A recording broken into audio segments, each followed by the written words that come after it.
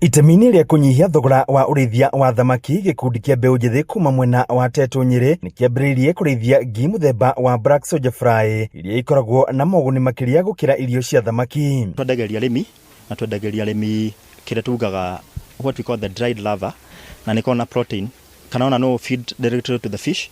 Kũringana na mũrũgamĩrĩri wa rũhonge rwa ABDP rũrĩa rũrũmbũyanagia na ũrĩithia wa thamaki, nĩ atĩ ũrĩithia wa ngi mũthemba ũyũ nĩ ũranyihia thogora wa kũrĩithia thamaki na gĩcunjĩ kĩa 30% gĩa thogora wothe. Nama ya gũkũria thamaki harĩ igana nĩ 70%, almost 70% go to feed.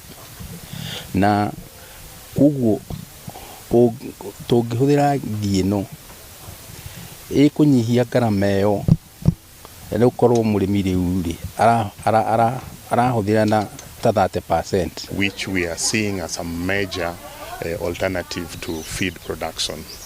One of the key challenges for aquaculture production is the cost of feed. So these alternative arrangements come in handy, not only in terms of supporting the groups themselves, but also linking up with the smallholder farmers so that they are able to get alternative feeds for their production. Gĩkundi gĩkĩ kĩa mbeũ njĩthĩ gĩa Zabibu kĩambĩrĩirie kũrĩithia ngi ici thutha wa kuona arĩmi a thamaki magĩthĩnĩka nĩ ũndũ wa thogora wa igũrũ wa irio cia thamaki.